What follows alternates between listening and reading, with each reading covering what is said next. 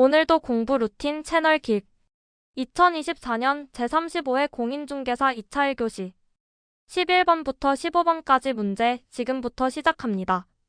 각 문제의 정답과 해설은 문제 낭독 후 5초 뒤에 알려드립니다. 나도 맞춰볼 수 있는 시간 함께 풀어봐요. 11번 문제.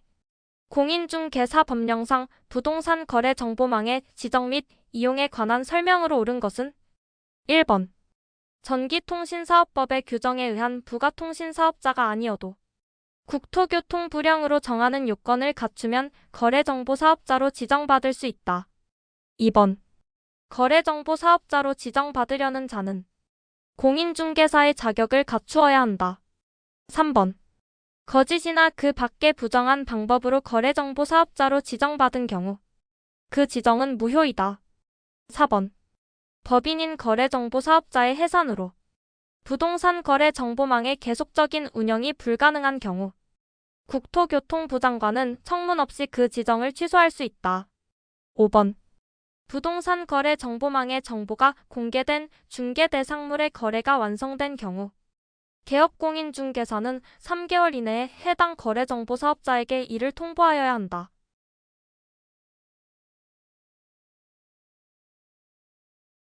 정답은 4번입니다. 해설입니다. 거래정보사업자가 법인인 경우 해당 법인의 해산으로 정보망의 운영이 불가능한 상태에 이르면 국토교통부 장관은 청문 절차 없이 지정 취소를 할 수 있습니다. 이는 긴급한 상황에 대한 예외로 허용된 조치입니다. 반면 보기 1번의 경우 전기통신사업법에 따른 부가통신사업자여야 하며 보기 2번도 공인중개사 자격은 필수 요건이 아닙니다. 정답은 4번입니다. 12번 문제.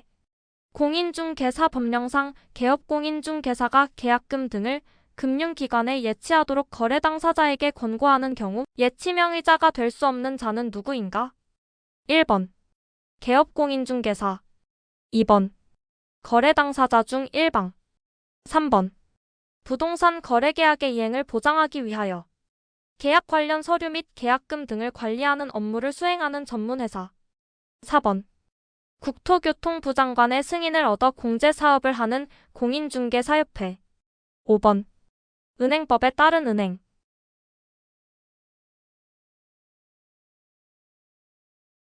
정답은 2번입니다. 해설입니다. 거래 당사자 중 한쪽이 예치명의자가 되는 경우 거래의 공정성과 중립성에 대한 신뢰성이 떨어지므로 불어댑니다. 예치명의자는 반드시 제3의 중립기관 또는 공인된 자여야 합니다. 13번 문제. 공인중개사법령상 누구든지 시세에 부당한 영향을 줄 목적으로 개업공인중개사 등의 업무를 방해해서는 아니 되는 행위를 모두 고른 것은 기업, 중개의뢰인과 직접 거래를 하는 행위. 니은, 안내문, 온라인 커뮤니티 등을 이용하여 특정 가격 이하로 중개를 의뢰하지 아니하도록 유도하는 행위. 디귿, 정당한 사유 없이 개업공인중개사 등의 중개 대상물에 대한 정당한 표시 광고 행위를 방해하는 행위.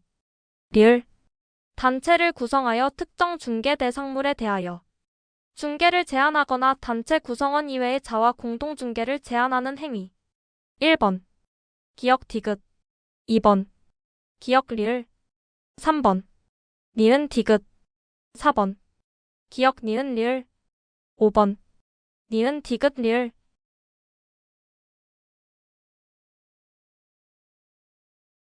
정답은 3번입니다. 해설입니다. 공인중개사법 제33조 제1항은 다음과 같은 행위를 금지하고 있습니다. 니은. 특정 가격 이하로 중개를 하지 않도록 안내문 온라인 커뮤니티 등에서 의뢰를 회피하도록 유도하는 행위는 시세 조작을 목적으로 한 방해 행위에 해당합니다. 디귿. 정당한 사유 없이 타인의 정당한 중개 광고나 표시 행위를 방해하는 행위도 불공정 행위로서 금지됩니다. 기역은 중개 업무 방해 행위가 아니라 공인중개사의 금지 행위로 따로 다루며 질문에서 요구한 타인의 중개 업무 방해와는 성격이 다릅니다. 리을은 중개사 간의 공동중개 제한 행위로서 이는 공정거래법상 경쟁 제한 행위나 협회 활동 제한 관련으로 분리해서 규율됩니다. 따라서 정답은 3번입니다. 14번 문제. 공인중개사법령상 다음의 행위를 한 자에 대하여 3년의 징역에 처할 수 있는 경우는 1번. 거짓이나 그 밖의 부정한 방법으로 중개사무소에 개설 등록을 한 경우 2번.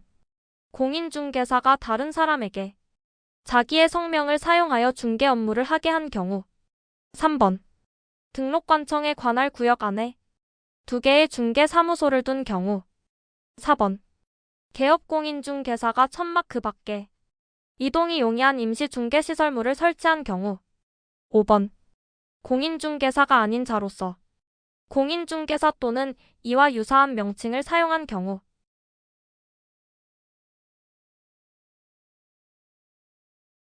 정답은 1번입니다. 해설입니다. 공인중개사법 제48조 제1항 제1호에 따르면 거짓이나 그 밖의 부정한 방법으로 중개사무소에 개설 등록을 한 경우 3년 이하의 징역 또는 3천만 원 이하의 벌금에 처하도록 규정되어 있습니다. 다른 보기들을 보면 2번은 중개사무소 개설자의 성명을 빌려주는 경우는 1년 이하의 징역 또는 1천만 원 이하 벌금입니다. 3번은 등록관청 관할 구역 내에 2개 중개사무소 설치는 등록 취소 사유로 형사처벌은 아닙니다.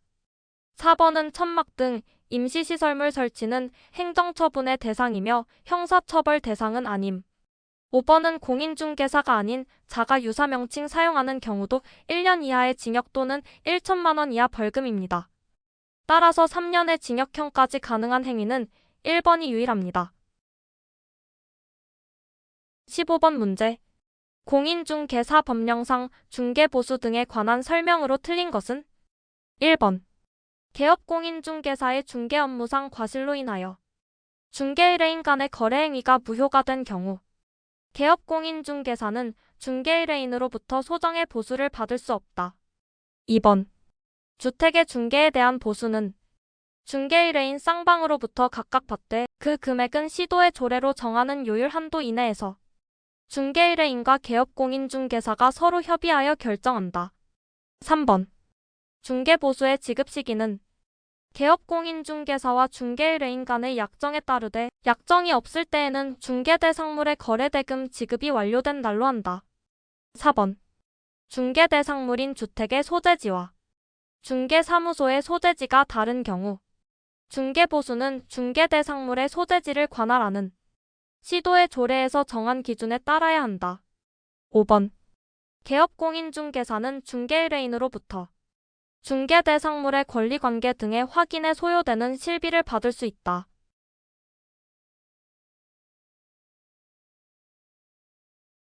정답은 4번입니다. 해설입니다. 중개보수 기준은 중개사무소의 소재지를 관할하는 시도의 조례에 따라야 합니다. 따라서 보기 4번에서처럼 중개대상물의 소재지를 관할하는 시도의 조례에 따른다는 표현은 틀린 설명입니다. 오늘도 채널 길과 함께 해주셔서 감사합니다. 다음 영상에서는 16번부터 20번까지 함께 풀어봐요. 공부 루틴은 채널 길. 구독과 좋아요는 영상 업데이트에 큰 힘이 됩니다. 감사합니다.